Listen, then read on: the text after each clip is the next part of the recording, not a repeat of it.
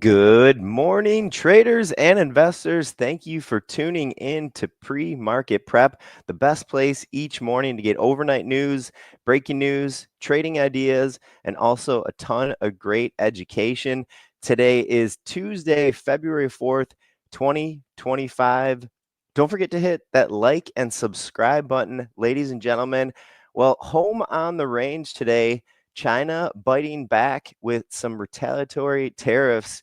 S&P 500 futures remaining over the 6,000 level. Did the tariff war end, or is it just being delayed here with the start of China tariffs? Earnings overnight, Palantir, of course, Merck, Pfizer, little Pepsi, PayPal, Spotify, and Estee Lauder tonight. We're going to be getting earnings out of Google, AMD, Snap, Chipotle. We do have a couple economic data points a little bit later today. Nothing too exciting, but we might touch on those a little bit. We did hear from Supermicro SMCI. They'll be getting a business update next week on February 11th. Our guest today at 8:35 a.m. Eastern Time, Ryan Detrick. He is Chief Market Strategist at the Carson Group. Let's run that intro, folks, and then we'll get over to an update on the markets. The volatility right now is really incredible. Wow, look at that consolidation on the upper right chart. You know what we've seen this earnings season? Some of these expected moves get even more violent. And this is why I have switched my strategy 10 years ago. And if you're chasing, you're in trouble. Hey, good morning, team. Big shout out to Christian, who said we'd fill the gap yesterday. Well, it took Palantir earnings after the close to get us a couple ticks over Friday's close. We're flat. Wow, flat. 6022.25. That's our lowest close in the last 10 days. So market has some work to do. After a big day yesterday, the buck is pulling back 40 cents here after that huge move up to 110 yesterday. TLT, up one day, down another, down 93 cents, 87.23. USO consolidating here, down 98 cents, 76.84. GLD up 49 cents at an all-time high. Silver, well, you call it its brother-in-law. It's a brother-in-law that step-brother-in-law, because that's nowhere near its recent high or nowhere near its all-time high, up 18 cents at 28.85. And Bitcoin only's got 5 digits on it, down to $2,200 at 99,800. Let's hop in. Let's bring in Mr. Dennis and Mr. Christian Fromhertz here. And the market, could make a call yesterday, opened up at last week's low, but right now you're just in the middle of the range from yesterday, folks. I mean, we're still in this Trump pumps, Trump dumps, Trump pumps, Trump dumps. I mean, the predictable, and it was predictable. It's why we talked about it. It's why I tweeted it out before it happened, that Trump was likely going to say something positive yesterday. Not only was he positive, you got 2 little short-term deals in place. Now, they're only 30-day deals, so we may be coming down the road here again where we're going to cross this bridge in 30 days and the tariffs are going to go back in. But, the market likes the short-term deals for Mexico and Canada. We obviously popped significantly on Mexico, significantly on the Canadian deal last night. We have faded here, though. We have faded significantly here overnight. We were up around 602 on the SPY. So we've given back 40 handles down. China putting some counter tariffs in. China stocks actually popping up here a little bit this morning. I think I think Christian's named the show correctly. Home on the range, and we're just in range bound, back and forth trading, up and down, yo-yo, sideways, accordion chart, whatever you want to call it here, but sideways for the win. Christian Fromhertz, how was your day? And give me your thoughts. Good morning. Well, it's Groundhog Day here again, and we are home on the range, and it's kind of just this back and forth price action too that we're seeing, and I think also we've got a lot of earnings reports too. I wish I could have went out and bought the dip on a whole bunch of different things yesterday, because you kind of looked after hour, around the afternoon, and you were like, oh geez, this was a logical move up and so forth. So I did buy the the dip in a couple things. I noticed Meta was very strong yesterday out of the Mag 7, or I think it was named Lag 7 last week by one of our guests, which I really like. But some names really bounced very well, and some names also were kind of just more lethargic. Joel brought up, Apple. I think Nvidia too. Just looking at some of those stocks, they're kind of lagging. Speaking Well, of they are. the lag 7, so I think it made sense to kind of pay attention a little bit to like what got off to a good start. I think also one of the things that I noticed yesterday that Bitcoin started to kind of come back, and I was like, hey, what's this going? Why is Bitcoin starting to rally a little bit? And I think is it adding to some gains this morning, or maybe It just started to leak here now. It was last night. Now it's starting to leak back here. I mean, Bitcoin's just call Bitcoin a QQQ stock. It moves around the NASDAQ. I mean, when you look at the Bitcoin chart and you look at the QQQ charts, oh my gosh, they look the same. Range bound. I think of Bitcoin just as a tech stock now. So I know, the people, the Bitcoiners, are going to hate me saying that. It's like there's no long-term correlation here at all. And the last 2 years, since the major market has got a hold of it, since obviously, major media's got a hold of it, and we really talk about Bitcoin regularly, it's a NASDAQ stock. Moves around with the techs. And question for Dennis: do you have to now postpone your smuggling business across the border?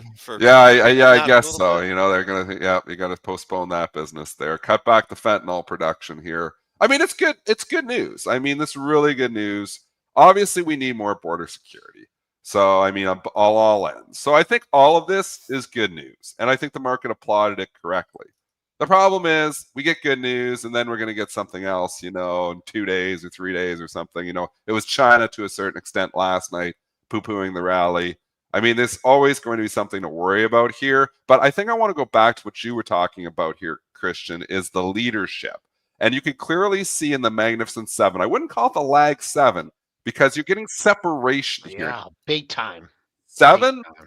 of the major components. And you can see Apple, clearly not one of the winners right now. Microsoft, clearly one of the losers right now. It's down near, 6-month lows here. Also looking, Nvidia, to your point, down near 3-4-month lows here, not the winner. And then you have Meta, a completely different story. Up again here today. The dip gets bought relentlessly on this. They love Meta. Amazon, same thing. They love Amazon. And I love Amazon as well. I think Amazon is now actually the biggest position in my long-term portfolio because I sold from Tesla yesterday. Love Amazon. Again, the relative strength on here is incredible. And Google, all of a sudden, is favored here too, near all-time highs as well. So and then there's Tesla, and Tesla's kind of in the middle. So you got 3 that are in the losing side, 3 on the winning side, and then Tesla's kind of stuck in the middle, although I don't like, at this point in time, I'm nervous about Tesla for a number of reasons, which I discussed yesterday. I did lighten up my Tesla position yesterday around 385, right around here. It sold off after I lightened it up, and I was like, oh, good, lighten up. And then we got the deal, and then it was up to 385, 386. So it's kind of the same spot. I just lightened some stock up at 385. Simple reason is, I said that already, I'm worried about what Musk is going to say next. He's upset a lot of people. There's definitely demand on the cars is down because of stuff he's saying right now. People forget. I mean, if he can cool it with what he's saying on certain fronts, then, those buyers probably reemerge. But I don't know if he can cool it. So I've always said this, even from the beginning. The biggest risk to the Tesla bull thesis is what Elon Musk might say. It's not the valuation. It's what Elon Musk might say. That risk is getting worse here, it seems like, continuously here. So, I mean, you got Canada, Ontario tearing up the Starlink contract. A lot of Canadians not going to buy Teslas. Europeans not buying Teslas. Those numbers, we got some of those numbers. Looking at preliminary numbers, down significantly here. It's an issue. It's an issue. It might get resolved, and maybe I'm going to reload the Tesla here again. But at this point in time, I've got it down to just about a normal size position, not the triple. He's not going to stop. I mean, there's one thing. If you want a trend, the trend is he's just getting going. Real quick, PJ Shannon. We had 2 days of no rap. The Brentster took a couple days off to go listen to some music in Chicago. So if you want to get the raps going back again today, there is the link. Just one more thing about yesterday's price action, and then I'll move into the Palantir earnings. You know, I had a short in the morning, and I was playing the stop really tight because I was thinking, something's going to happen. And on one of those crazy 10-point blips, they got me like right at the high tick. It was still an okay trade. And then it dropped another 20 handles. And I was like, man, oh man, I'm just too choosy with my stops. I went upstairs to warm up a cup of coffee, and I came back, and it was 40 handles off the low of the day and Yeah. 25 handles past where I covered my short. And that was just like, Dennis, I know you have the ability to flip sometimes from a short into a long. you know, it's all the timing of it. So the intraday trading, it was tough on that, but you got to, on a day like that, you got to look both ways. And Trump definitely came out and delivered what the market wanted. We're going to cover this stock, and then I'm going to permanently retire from doing acronyms. Ah, Uh, the punt one's have, not working so well. the Palantir is not working so well. I mean, I can give you the report. They beat 14 versus 11. They beat on sales quite handily. Revenue good, better guidance. I mean, firing on all cylinders here. I mean, they're doing what they want. And then they had Dan Ives on, right? Yeah. On CNBC afterwards. Yeah. I was gonna say, if you have a target at 104 and change, I'll call that minor resistance, and maybe look for an oopsie doopsie trade on this. Maybe if they open it 104, jam it to 105, take it to 106, boom, boom, boom, and then you get a reversal coming back down through the open. But just one hell of a report and just a really impressive price action. They were implying for this name. I think the implied move in options was about 13%. So I'm Ooh. going from memory, but the stock. I actually put on a trade for this. I put on a long call fly, which is a tough trade in regards to that. You have to get the direction right, and you've got to get the magnitude right. And I got the direction right, but I didn't get the magnitude right. I went to right around the implied move, which was about $94, and I actually went like a little bit shy of that, and I might be empty on this trade because it's gone past the implied move. So I did the this week's 88, 93, 98 call butterfly, and it's shot over the implied move. So we'll see. I don't expect it to I don't know. I would be surprised if it came in because it seems like there's a lot of hype in this name as well as some other names, but we'll see. But yeah, I'm a little bit disappointed because the first initial reaction was right around the 94 level, and you also need with a butterfly, like it needs to, in order to get that value of, and this is a $5 wide butterfly, but it needs to close there on Friday. So we'll see how it goes. But what do you Where guys do you think? need it to close to get? I mean, so you're not going to lose on the trade, right? No, I mean, well, that's the one advantage of a butterfly is that you're not risking much. I put that trade on for about 50 cents, so the most I'll lose is 50 cents, and that's the advantage of doing. That's why they're easy to do, or relatively like painless if you do miss it, because you don't have to put up much. But if I get some type of profit, I'll probably go after it. But I don't know. Do you guys think this name comes in at all, or do you think it just It's kind of? so difficult. Again, when the story is hot, valuation doesn't matter at all. That applies to Tesla, applies to Palantir, but Tesla's cooled off. Palantir, like the story is cooling off a little bit. Tesla, Palantir's story is still red hot, red hot. It sold off a little bit on the China news last night, and then they just can't even, they buy it right back. Yeah. It's relentless. Like that trading last night, I was just watching Palantir, and it couldn't even tick down 50 cents, Joel, last night. They just kept buying, 94, 95, 96. You're thinking eventually going to get a pullback. No, 97, 98, 99, just steady as she goes. I mean, this stock is the most loved stock, probably of them all almost at this point in time by the retail community. I've never understood, the whole, again, it's hard to understand this business because, you got ERMI contracts, you've got this, but it's really, when you break it down, you got something trading 60 times sales. I mean, I've never seen valuations like this before. So, you think about, Tesla valuation is crazy. This thing's just absurd. Is that what it is? Price to sales 60? Let's go look. I think last time I looked, it was like 55. So I'm assuming it's even higher than that, unless the earnings will bring it up. But that's price to sales, folks. That's not price to earnings. So price to sales, Palantir, 71 times, 440 times earnings, just to give you perspective, because everybody hates the Tesla. Tesla trades 13. Now, again, it's a car company, but Tesla trades 13 times price to sales. NVIDIA trades on price to sales, just grabbing them, 25. But NVIDIA has a huge profit margin too. And, Palantir may eventually have those margins as well, but they don't right now. But holy cow, I can't wrap my head around it. And I love this name. I pitched this name, it was $8.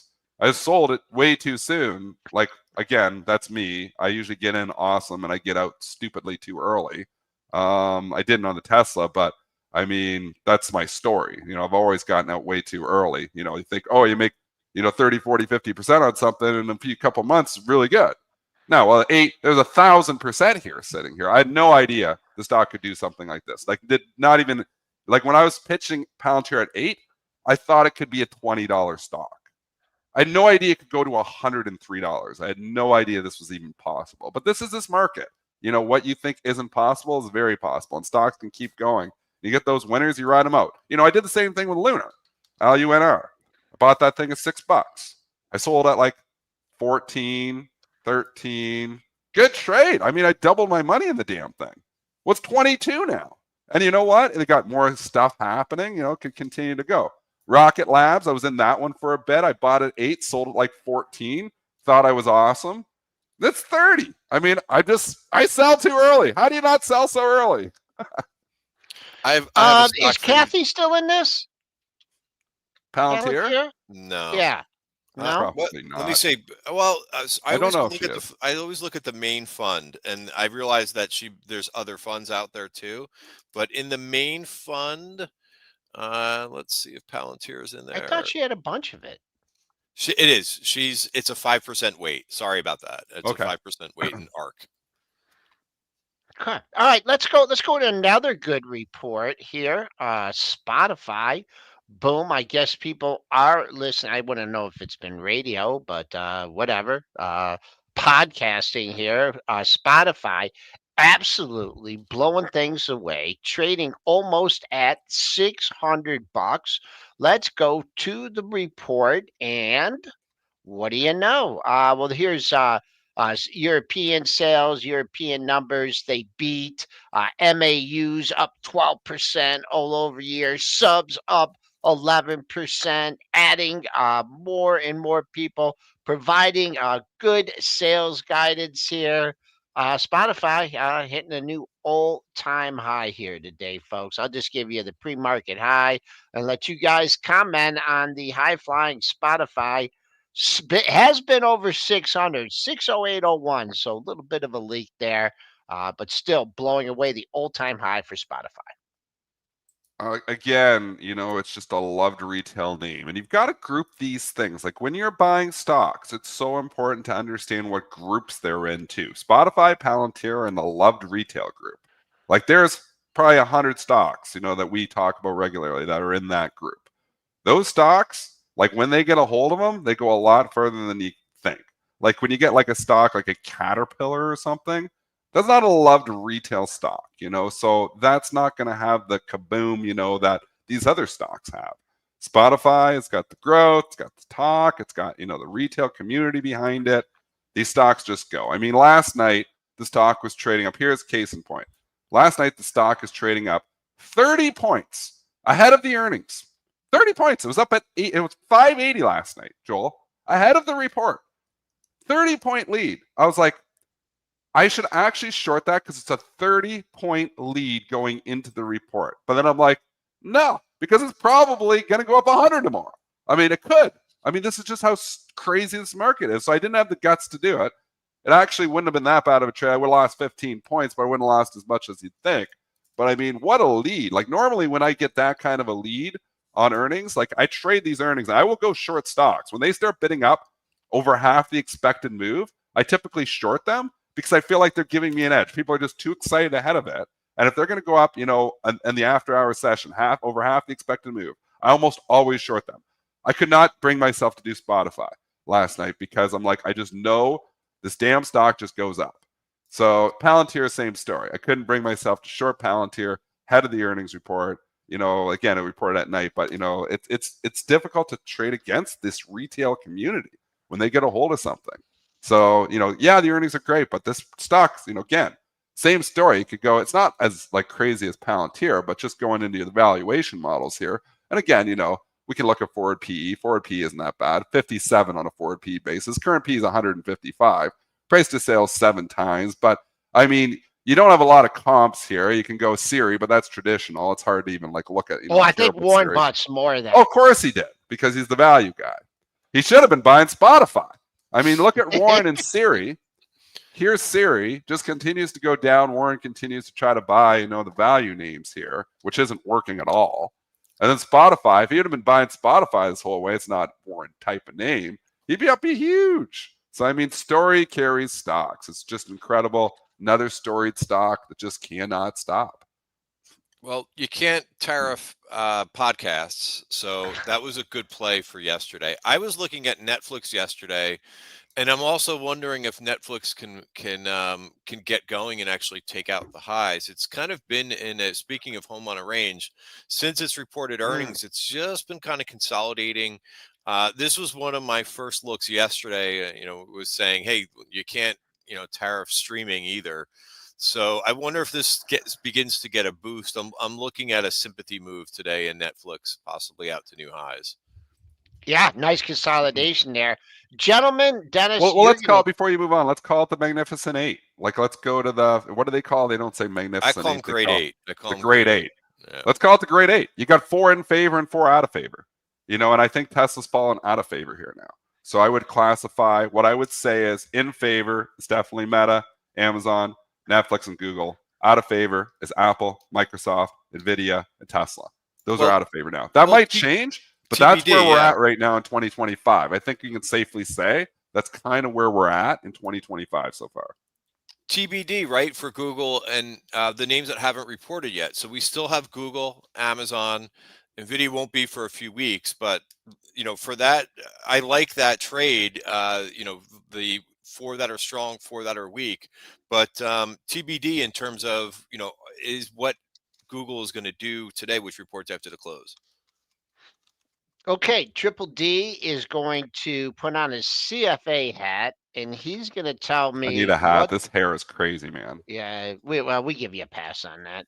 Yeah. He's going to tell me why PayPal beat by 7 cents, slight beat on sales, adjusted EPS guidance looks okay, both on the EPS. They're buying $15 billion stock repurchase program, and it's down $7.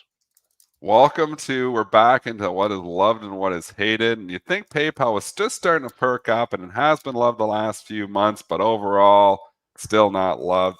$300 stock at one point in time. Yeah, I don't know. The quarter doesn't look that bad to me, but the reaction is horrifying. I mean, if you're long this thing, you're like, oh my gosh, what did they really do wrong? Maybe the devil's in the details. Sorry, I didn't dive in and read the whole Christian, PayPal this is a report here Christian stock. This is. I don't know if it is, because it's come back a little bit here. It's dipping. Christian, weigh in on this one. I don't know why I get pegged as my stocks. PayPal is not one of my stocks. I have tried to kind of get a little bit more comfortable with this one, but I just think they have a lot of competition. So I haven't been trading this one, although it has worked. It's been a slow grind higher from when it made its lows, or like its last lows back in like August. It's done pretty well. The stock was at like $57. Stock's up to 87, but I agree with you. I don't know why it's not running. It doesn't seem to have the same enthusiasm that a Palantir has. It does. I think that there's still a very much like a cult following for PayPal. People still like it, but yeah, I'm not sure there is. I think you hit the nail on the head. I think the cult left. I think there You was a think cult so? following, and I Yep. think that's the issue here more than anything. I mean, we probably just got to rate the cult list. The cult list, and know those stocks that are on it. PayPal definitely was on it at one point in time, but I think it's fallen off. It's hard to get back on the cult list when you've fallen off of it. So Carvana had made it. Carvana fell off of it, and maybe it never fell off the cult list. It just went down 300 to 3, and they just stuck with it. But I mean, there's so many of these stocks that just, we got complete separation. But if you're trading just with valuation and your CFA hat on, holy crap, you must be underperforming. Like massively, Christian. Like what? Like I mean, you got to do a combo approach, like where you can, look at numbers and stuff and try to anticipate, numbers to a certain extent, but valuation trading just is not what it used to be. Not and I mean it's been like that for a very long time. It's like you sit here just because you're looking at GM trading 4 times earnings, you think everybody else is going to all of a sudden wake up and say GM's only 4 times earnings, it's got to go higher. It's not about that. Like in social media world that we're in, it's about a sexy story. And I think, and again, a cult following to a certain extent, like these stocks, like the GameStops, and certain stocks that are just loved. Eventually they break sometimes, but man, some of them continue to go, especially if they combo that they're actually growing earnings like a Spotify and Palantir with that cult following. That's like the holy grail. That's how these stocks go up 5, 6, 700%. The cult following plus good numbers. Like a stock like AMC that got the cult following never had good numbers. That's why I couldn't get the follow through. But you get that combo approach, these stocks can go for a lot longer than you think they can. Well, there's another one too that's very high valuation, and every time I post a chart of this one, I get Twitter attacks me about the valuation. And what name do you think I'm talking? And I'm not Joel. I'm not trying to pick on your acronym. My acronym is not doing well. Your acronym is not doing that great either. But there's one I think that's in yours that is also another high valuation name that continues to do very well, and I'm afraid now because I don't want not afraid, but I don't like the hassling that I always get whenever I post a chart of this name. What do you think I'm talking about? Yeah, Costco. Yeah. Yeah. I go to that before we go to the PayPal real quick, or the Costco. The PayPal. The only reason I mention that is because you've in the past you've said when a stock has a good report and it goes down, that you kind of like to keep an eye on it. But I don't know if that this one fits that criteria. With Costco, I never did anything with it. I really thought that it was it was toast. It was going to go roll over. Thought maybe a collar on it, but boy, oh boy, had one hell of a day yesterday, and Walmart had one. I mean, I don't know if they're not importing anything from Canada or Mexico or what the deal was, but that was just one hell of a day in Costco, making a new all-time high back up to 1,000. Well, I think the deal helped them. I mean, I think the trade wars, people were a little bit nervous maybe on a Costco or a Walmart. Walmart obviously gets a lot of stuff from China.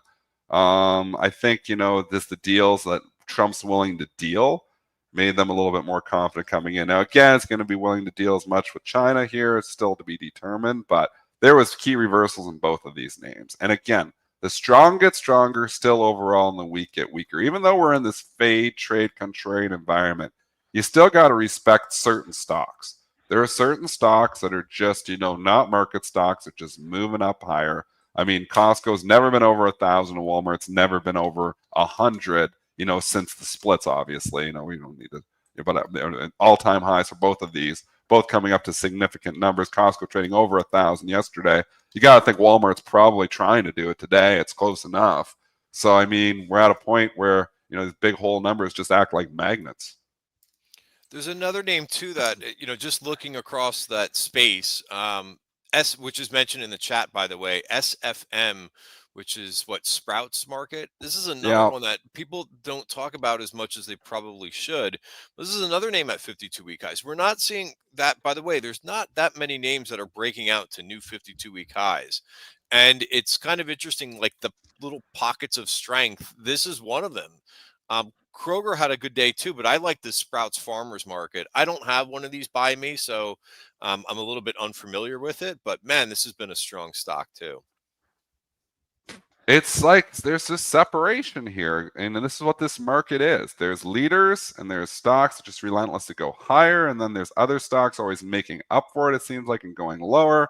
And it's causing, the S&P and the indices here to kind of just go sideways as of late. I mean, you got to figure out who's in the in crowd. It's back to high school. Who are the cool kids and who are the nerds? And you know what? If you're just partying with the nerds all the time here, that's cool. It's a nice thing to do. It's nice to be with those stocks, hang out with those stocks, but they ain't making you any money. So I mean, partying with the cool kids is what's making you money. Does it turn eventually? It turned for a week or two off the bat, but we're starting to go back to the well of the stocks that are loved and the stocks that are hated. You can start seeing the separation, the value trade starting to fall apart here to a certain extent. Tariffs not helping that. Tom Lee's IWM rally, was looking good for a few days, and now all of a sudden looking not nearly as good as it did. The catch-up trade never seeming to catch up. I mean, again, it's hard to fade these trends, and the trends are growth is cool. You got a, the cool-eyed story, that's cool too. You got a PE of 5, that's not cool at all. That's where we're at. Quite the wall at 230 here. I was looking at that yesterday, right? If you want this IWM, multiple highs, 229, 230, and what do you know? Right there, 50-day moving average. So keep an eye on that. Still $6 away for the IWM. By the way, just with that chart, I've been watching that for the last week and a half because it kept trying to break that 50-day moving average, and it even did it on Friday intraday, and I was like, I jinxed it. I'm like, hey, is this the day? It was like the 9th day that IWM was trying to break that 50-day moving average, and it failed again, and it failed pretty miserably, and has now moved away. So I'm definitely watching that as for the small caps. All right, let's get a really ugly report in a stock that I own. I wanted to see value names. They hate those value names. I don't even know if the numbers matter, but they matter when you miss in your value name. That absolutely matters. You beat in your value name, you don't go up. You miss in your value name, you get crushed. Don't own value names in the report. They didn't really miss here. Give me the numbers. $1.72 versus $1.62, 15.62 billion versus 15.49 billion. Expected sales are light for 2025. They don't like that. 64 billion to 65 billion. Analyst estimates up to 67 billion. But I mean, Merck, from a valuation perspective, it's just ridiculously cheap. Forward PE is 11. I don't know. They don't like the stock, though. They don't like these low price stocks. They don't like these value trades. So this is like the story continues here. Merck, Pfizer, I have some Pfizer long-term portfolio. They're not with the cool kids. How did they get with the cool kids? It's not by missing. It's not by, going light guidance. I'll tell you that much. And it's not by halting shipment of its cancer-preventing Gardasil vaccine to Canada. Is that what they announced too? Yeah, so they're doing that. Well, that's not great either. A very, very historical move here in Merck. Not selling it down $8. If you're a buy the dipper in here, 90.57 is your pre-market low. That could be one of those lows that you see that not revisited in the regular session. Street kind of leaning long a little bit into the report, right up to the 50-day moving average. But now Merck has got a lot to do to get to right the ship. Before we go to our guests, let's do a Pfizer here. I believe Pfizer reported too, didn't they? Yep. Yep. I guess and it's cool for all I can say is 27, 27, 27, 27, 27. I don't know. Do you want to give the report or? No, it's failing at 27 here again. I bought a little bit there, 26.05. Got up 27. I guess you got to take the $1 profit and Pfizer's got. That's all it's got. Brentster's here. You coming for something? I was just going to get ready to welcome Ryan in, but I don't want to stop the conversation. Well, Pfizer's boring anyway, so might as well stop the conversation. Let's bring in somebody. Let's bring one of the cool kids. We talk about, the nerds, but Ryan's one of the cool kids with all the cool stats. I like Ryan. Let's bring him in.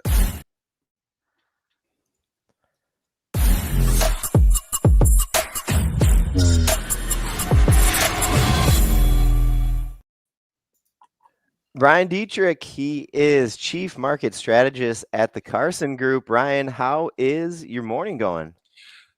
Guys, I'm doing all right. You never know with this tariff stuff, but we won't talk too much about that. But I'm honored to be back. Let me get. It looks like I'm a little crooked here. Oh, you're There good. now. Looks I'm good. better. Yeah, I'm flying to Dallas in a couple hours. Going to get some hard 8 barbecue. If you ever been to Dallas, that's like my favorite one. Open pit. You just walk up, and they're cooking like chicken and pork and shrimp and everything's wrapped in bacon, and you're like, I want that, I want that, I want that, I want that. Next thing you know, you bought $52 worth of food, and you're sick for 2 days. But somebody's got to do it. So anyway, but I'm glad to be back, guys. I don't know if I was on with you in January. I don't know. My brother was sick last month, so maybe not. But happy 2025, and I'm glad to be back. Yep. Sorry about your brother. He Thank seemed you. to be one hell of a character, and I know Yes, if he he was. has any kind of personality like yours, I could tell you guys had great camaraderie. Yeah. But whew, where do we got? Do we got the Ryan deck? Do we just flip through the Ryan deck? You got to Yeah, turn I your think you might as ears up. well. I Turn always your do. ears up. I threw something together here right before we joined. Let me see here. Share screen. I've got this. I've done this once or twice. Let's see here. This one. Here we go. You guys should see my little first slide. We good? It's going to be coming in a second. Hopefully. There we go. All right. So a little joke. Has there ever been a worse weekend for trades? I mean, I don't know. Maybe not. You think Oh, wow. talk about one-sided. Although, I'm not going to spend a ton of time on the NBA trade, whatever. But even the U.S., this stuff's fluid. This stuff's changing. You can follow the news, but I mean, clearly, an old school technician, news trumps charts is one of the things that was beat over my head for a long time. So we know that markets will move on these, but overall, we still see some reasons to be optimistic. And there's two big picture ones. As a market strategist for an RIA with, I guess we've got over 500 advisors in 42 states all over the place. I'm not like a short-term trader. I think most people probably know that. So I look at the big picture stuff. Just remember, every year is volatile. There's the numbers. You get a 10% correction peak to trough on average once a year. Now, we didn't get one last year. We barely got one in October 23 last time. So we're on record. Stocks might gain between 12 to 15%. Still think we're in a bull market. Think bonds will do a little bit better as yields go a little lower than is being priced in thanks to improving inflation. But the reality is I think we're going to have a double-digit correction at some time. What's the old saying? Plans are useless, but planning is everything. President Eisenhower. At least what I tell longer-term investors, plan for a double-digit correction at some point during this year. If you do that, you won't panic as much when it happens. So just remember that. And then we've all seen charts like this. It's my version. All the scary stuff that's happened since 1900. And obviously there's a lot more. Those are some of the big ones. Yet stocks, believe me, some of those events absolutely cause stocks to go down, and some of them cause stocks to go sideways for a long time. We get that. But most years have very scary headlines. Who can forget early August of last year? Nobody slept that Sunday night because U.S. futures are down 4%, small caps down 5 or 6%, Japan having its worst day since 87. Then you look back, oh, yeah, that's right. I remember that. But stocks gained like 23% last year, and it's like, oh, whatever. So just kind of remember these scary headlines are how it goes. Now, anything's possible. I had to say something about my Buckeyes. I know they lost to Michigan still, and I know we lost Oregon by 1, but hey, the Buckeyes come back and won every game by double digits in the tournament. Anything is possible. We still think this bull market's possible. But let's start with what's really, really important, why the listeners are here. Super Bowl indicator. This is interesting. 29 AFC winners, 29 NFC winners. How about that? 58 Super Bowls split right down the middle. Yeah, it's kind of goofy. We'll just rip through this quickly. Historically, stocks have done a little bit better when the NFC won, but look at the bottom right there. I think it's 12 of 13. My math is right. 12 of the last 13 AFC winners, the stock market went up. So maybe we should root for the Chiefs. It's hard to root for the Chiefs as a Bengal fan, but it is what it is. Last chart on this, maybe we should root for a blowout. This is a silly one, but when you have a larger win in the Super Bowl, you actually have better stock market performance for the year. But here's the real one, why America wants Chiefs to win. Check out what happens when Philadelphia wins a World Series or a Super Bowl. Bad stuff. Panic, 1910-11, crashes, World War I, depression, double-dip recession, the GFC, and then the worst year since the great financial crisis in 2018. So I don't know. Personally, I don't want either of the two teams to win. I don't know about you guys, but I mean, it's kind of where I am. But just some fun stuff. So, all right, with that out of the way, these are things that maybe some other guests have talked about, but I'm going to put it all together. When you have we didn't have Santa Claus, right? Santa Claus didn't come to town, as everybody talked about. We were weak those 7 bullish days.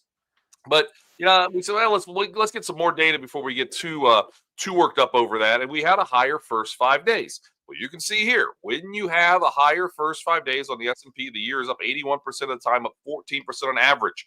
Now, we were not up more than 1%, but I like to share that. Like if you even have a stronger first 5 days, you do get better returns. So that's just a little bullet piece, a little feather in the cap for the bull, I guess what I'm trying to say, with the first 5 days higher. Now, this is even more interesting. What do I have here? Yeah, the last 10 presidential cycles. We all hear about how the pre-election year is usually strong. And yeah, it is. That's very factual. But actually, you know what I'm going to do? I'm going to skip ahead. So here, we're going to show it like this. We're going to break it down like this. I've got all the years since 1950, but I got the last 10 cycles back to 85.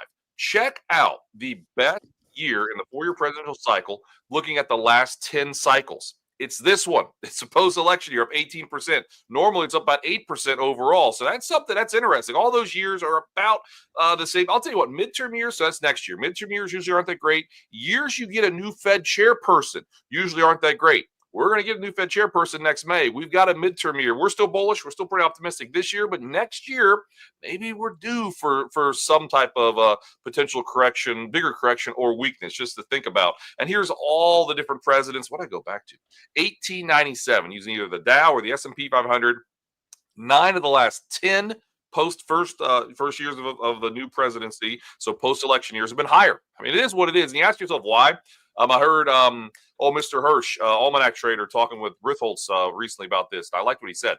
Everyone knows an election year is year 4. All right, so year 3, you juice the economy. But midterms are such a big deal now, maybe when they weren't before. So now it's like, okay, you win the election, then you start juicing things again to do better in the midterms. I think I kind of like that example, but I always say, I'd rather know than not know. These are still bullet points why this year will still be fairly strong, and then maybe next year we start to worry a little more. So goes January, goes the year.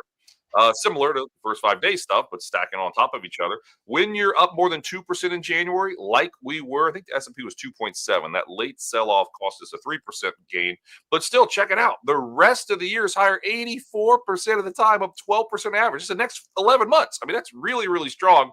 And in positive January. And you can see it works. When you have a negative January, things aren't as good. Now, I love this one. When you're up in January, what happens? When you're down in January, what happens? I don't know. I'm not very smart, but that looks like a trend to me. So these are things, again, that say if you start off okay, it could continue, and I like that.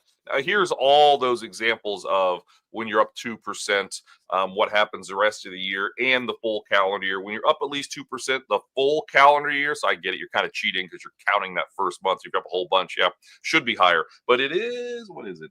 Almost 88% of the time, the full year's higher. What's the average? 18% on average when you're up at least 2% the first month, like we just were. I like to give something for everybody. Just a couple more, guys. February is not that great of a month, all right? Especially in a post-election year. I think it's like that honeymoon period. You win the election, November, December, January, you're happy. And then the cold comes, and maybe like what we're seeing now. Some of the more, I don't know if controversial is the right word, but I'll just, whatever. I don't have a better word in the morning. I'm tired. Controversial things, you start pushing it through in February. Maybe there's a rock in the boat a little bit. We're seeing that right now with tariffs, right? The back and forth with tariffs. And by the time this call's over, who knows? Maybe the tariffs in China will have been rescinded for 30 days also. But it's causing some indigestion. It's causing some uncertainty. But that's normal. February's normally not a good month, especially in a post-election year. So, hey, maybe this is par for the course where we are. This is just breaking down since 1950, the past 20 years, past 10 years, and then again, a post-election year. As I look at that, February is not that good period overall. So just, again, some things to remember. Yeah, TV is going to tell us it's scary and all this stuff's going on, and these tariffs, it is kind of scary. What potentially could happen. Continue to think calmer heads will prevail. But hey, it's February, so maybe we're just due for this. Here I break it down by quarters of a 4-year presidential cycle. The first quarter of a post-election year, where we are now with a good start, honestly, in January, usually not that good. It just, again, it is what it is. It's later in this type of year you get most of your gains. So these are just some things to think about. That are we still optimistic? Yes. Are we still overweight equities? Yes. We've been overweight equities since late December 22. We manage over $4 billion on my team. I've been talking about this with you guys for a while. Yeah. Still in that camp.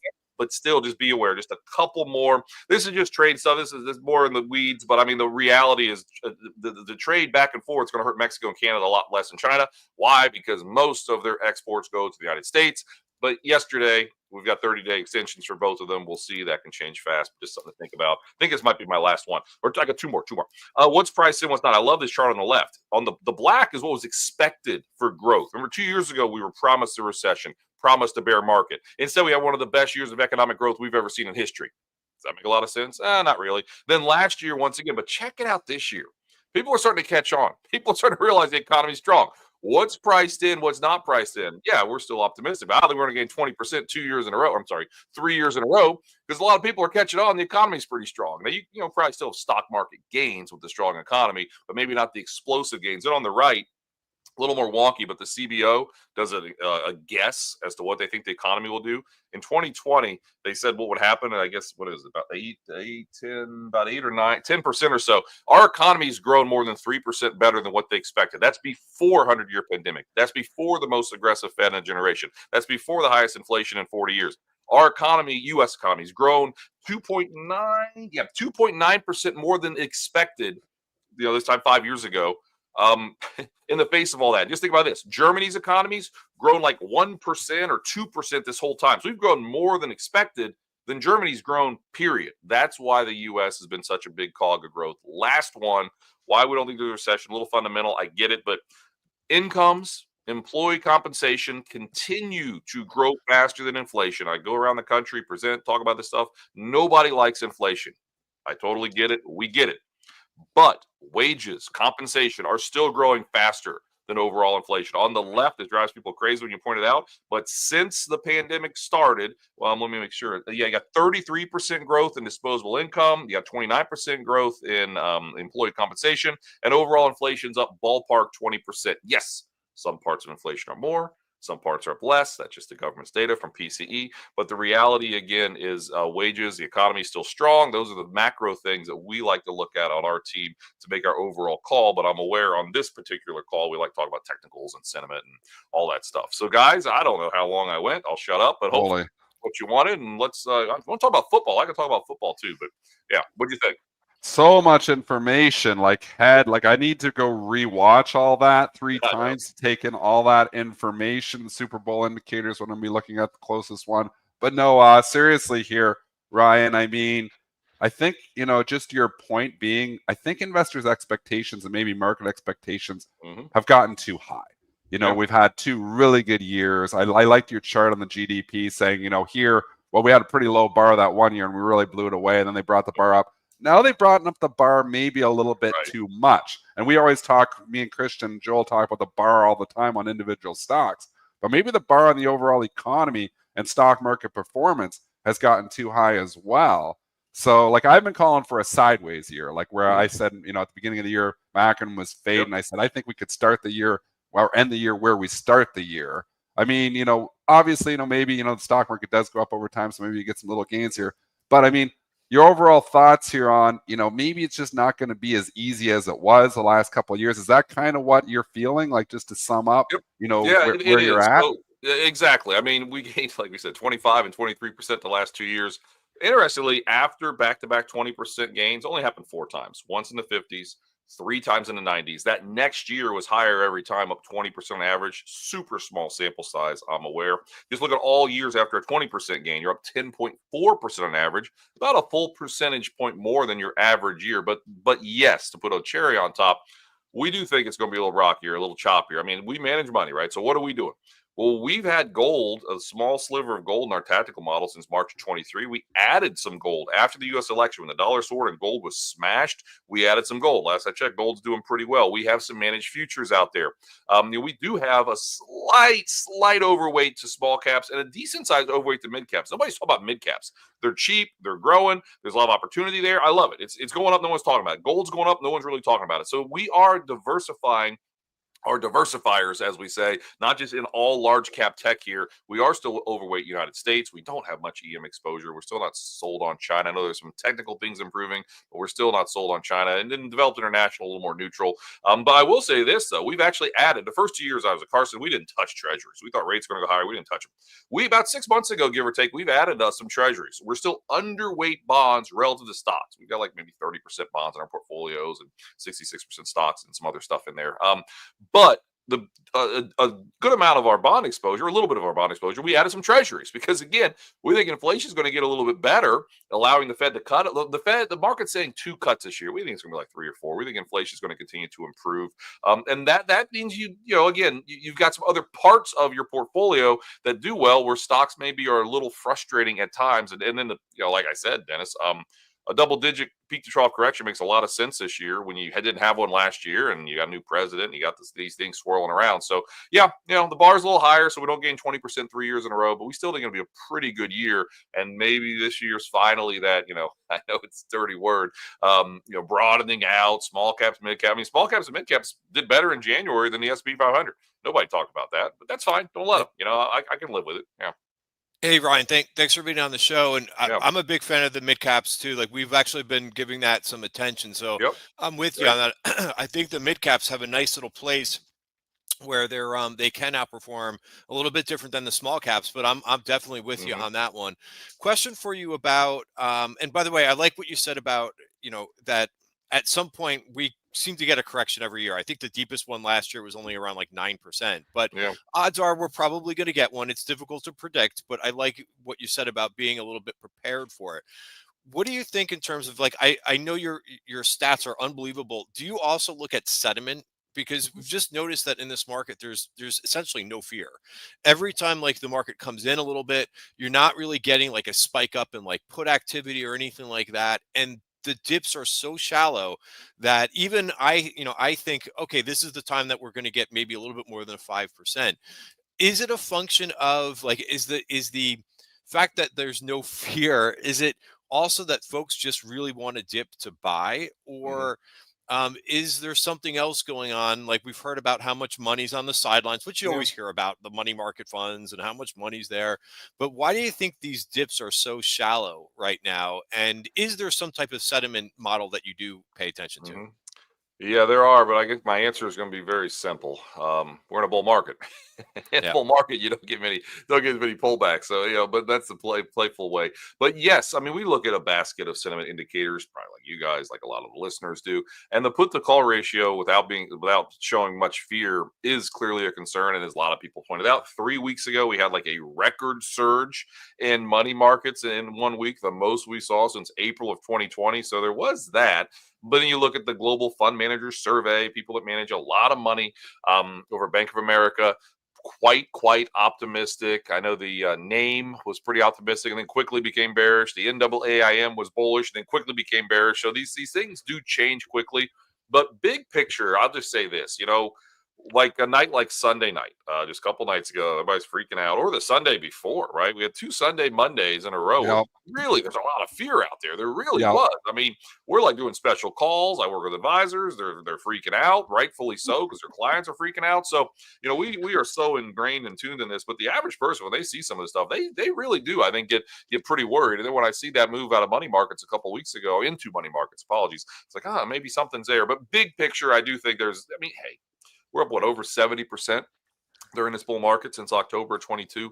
There should be more optimism, but that just sets up the bar. Like that one chart on the economy, people are finally catching on. GDP growth might be pretty good. It just sets that higher bar. But right here and now, yeah, people are optimistic. It's February. It's kind of dreary out. Maybe we're due for a little bit of a banana peel type of situation. What I did like on Monday, because everyone who has a diversified portfolio and if you manage money like we do, we've had stocks sell off, whatever. It happens all the time. But bonds did not zig when stocks zag many times the last couple of years. Well, we've seen yields go a little bit lower in the last couple of these panics. We like that, right? We think you always want to own some bonds from a portfolio point of view. So we think, we're going to get more back to a little more of a normal period from that point of view. Then gold, I'll just touch on gold. I mean, it's hitting all-time highs or flirting with them. Now, I'm not noticing too many people talk about it. Like you're talking about the stock market, small caps, mid cap. I don't know. Maybe on your show, people talk about gold, but in my bubble where I work with RIAs, not that many people have noticed it. And to me, that is very, very bullish. Just because we like gold does not mean we're gold bugs, does not mean we think the end is near. I look at history and I saw lots and lots of years, and I remember it because I was investing back then, when in the aughts, right, when gold and stocks just went up together for a while, and 2011, 12, 13, 14, 15, I mean, it can happen. It can happen. Well, I guess that's not true because gold peaked in 2011. So it was the aughts to 11. But we saw many years when gold and stocks went higher together. And I've been on record for 2 years saying I think we're in another situation like that, and clearly that is that's playing out. So that's, and the last thing on this, I mean, I mentioned small caps on X just to see what happens. Look at my comments. Maybe people love big cap and optimistic about that. They hate small caps, and I get it. They've underperformed. You know, the Russell 2000's up 17% the last 12 months. I'm not saying that's great, but I'm saying if you have a diversified portfolio and you maybe took out a little bit of emerging markets, developed international, and put it in SMID, small and mid, you did really well. That's something we did. We've done pretty well because we avoided the stuff that's really underperformed. So to me, something up 17% the last 12 months, and when I mention it, it gets just skewered and hated. Well, that says sentiment in that part of the world is probably not as optimistic as maybe it is on the large cap part. And by the way, when we came in on Monday morning, yesterday, the only group down year to date was technology, right? 10 sectors higher. Now it's probably different after yesterday, but coming into yesterday, only tech was lower. I don't think that was on anybody's bingo card. Again, maybe this rotation is taking place, so people feel one way because of this, and something else is happening, and that's just important to remember. And that's why I love the work you guys do, because you let the listeners know every day what's really happening under the surface. And Ryan, the biggest thing I got from this interview is that you're going to be available on Sunday nights for Sunday night commentary when the Spoos open at 6 p.m. on those big nights. So I'll be I got you, man. You're available. You're talking to clients. You can talk to us.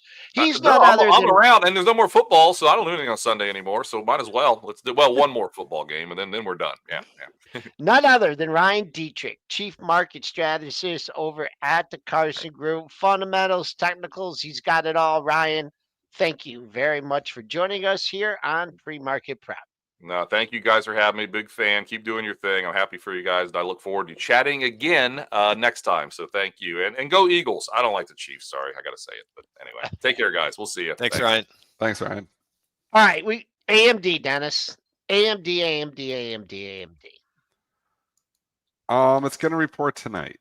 Obviously, the bar is not super high here. The stock's sitting near 52-week lows. It's been downgraded 4 times this year. I think it's right, Joel. I think it's had 4 downgrades this year, which is just, I've argued if the analysts would just shut up, the stock would probably be at 130, but the analyst community just doesn't. I mean, it's hard to buck trends. Like I talked about this before. It's hard to turn stories around. It's the toughest trade. So, I mean, the trade probably, it's going to struggle. I mean, they need to say something. It's in my long-term portfolio. It's a big position in my long-term portfolio because I believe in Lisa soon. I believe a turnaround story is here eventually. I don't know if it's imminent, though.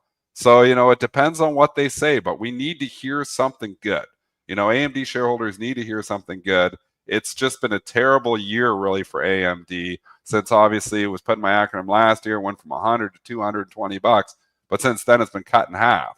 So, I mean, at this point in time, valuation's attractive, but they need to say something good. So we'll be looking for, the commentary, obviously, with AMD tonight. They do, and I've noticed like the last couple like analyst days that they've had where people are like, okay, what are they going to say? Are they going to announce something new? And they kind of do, but it doesn't give any move the needle.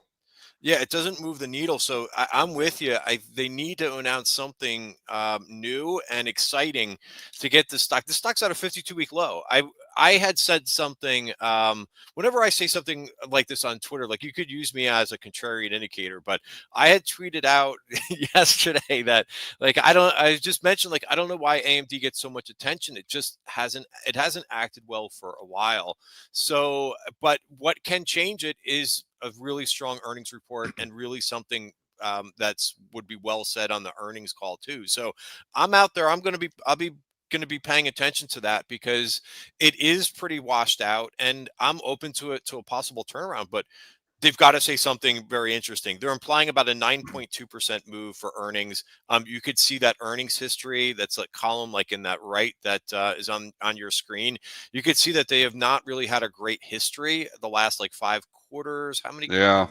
How many? It's 1, 2, 3, 4. It's gone up 2 of the last 5 quarters. So yeah, they've got to come out and move the needle with something. Yeah. So, I mean, it's not been the trade to buy the laggards. It's not been the trade, be the hero trade. And this is a hero trade. And, I'm probably on the wrong side of it. And I've been on the wrong side because I'm now losing money.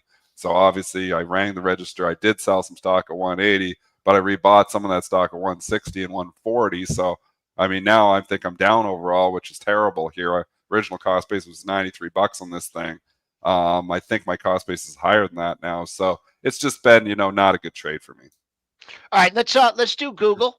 They are due to report too. So Google making a new all-time high yesterday or 2 days ago. That all-time high comes in at 207.08. All-time closing high 205.60. So those are the big numbers. It's funny because when the whole AI thing got going, wasn't Google behind? Weren't they the laggard? Like they're just not doing it, and they had a horrible performance compared to Microsoft. And now that narrative has seemed to change around here. So let's take a look at Google ahead of their Q4 report, expected moves, and thoughts on this one. I mean, it's obviously we talked about the in crowd and the out crowd, and Google's moved itself back into the in crowd. And the one thing about Google is it's one of the cheaper valuation stocks as well here. So, I mean, if they can start showing us some numbers, some potential growth, some story, Google has the potential to really start doing something here. It's an important quarter. They're obviously all important quarters here. The expected move, Christian, do you have it? 6.5% is what they're looking for Google. So yeah, I mean, it's right on the cusp of that breakout. It tried to do it on Friday. It's so close. So this is going to be a very interesting report. I have a question for you guys too. Remember about I think at this point it's about a month ago we heard about them developing some quantum technology, a quantum chip. Do you think that comes up in the call? And do you think that we might see a little bit of a move from the quantum names if that does come up, and perhaps like a catalyst that they might mention on that call?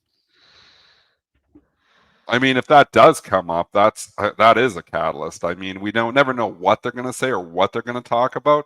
Could that, if they start talking quantum, could that ignite some of the other quantum stocks is what I would ask too, like not just Google, but get people excited about the quantum stocks here again, because obviously, you had the Jensen Huang hangover, but these stocks have held on here now, Christian. I mean, like the RGTI from 20 to 6. I know I've moved it away from Google here, but I think it's important that if Google starts talking quantum again on the call, maybe keep an eye on some of those other quantum stocks. They start showing some life. I mean, your IONQ, which really got beat up there for a bit, is starting to show a lot of life here again too. The quantum stocks, even though Jensen Huang is 30 years away, I tell you, the market doesn't think it's 30 years away. They've bought these stocks back, and they're starting to look like they want to go again.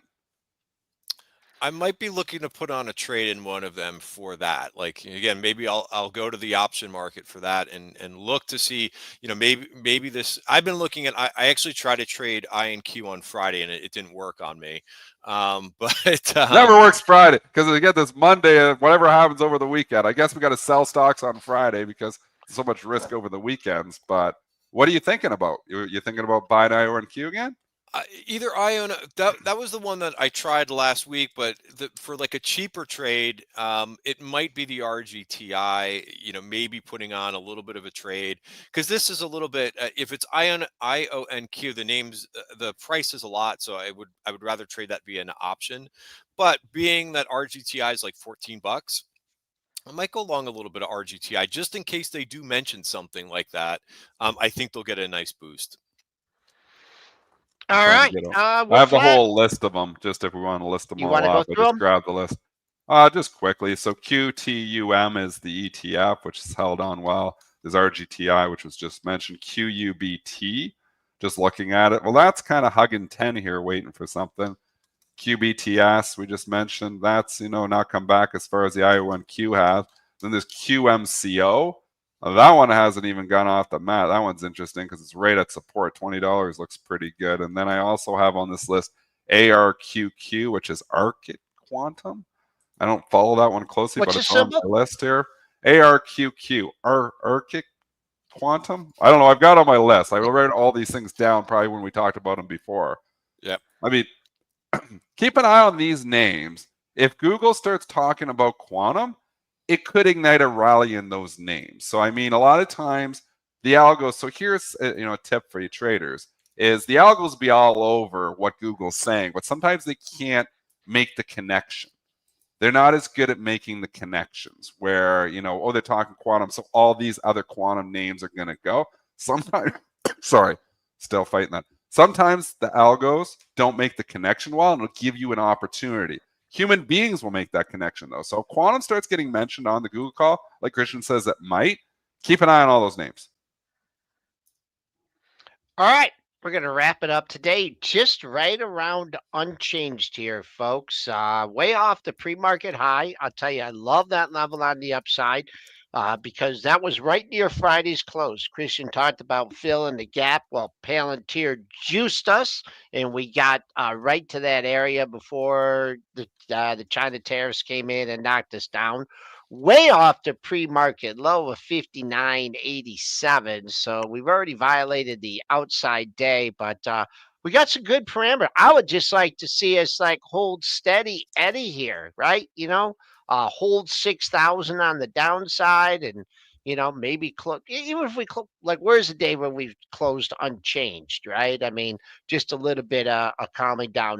Tomorrow, we're going to have a new guest on the show from Wedbush, Jay Kornreich, and he's going to be covering the gaming and hotel sector, hotel REITs. So if you're interested in those stocks, make sure you join us tomorrow at 8 a.m. Another fun show here on Pre-Market Prep, folks. Everyone, have a great day.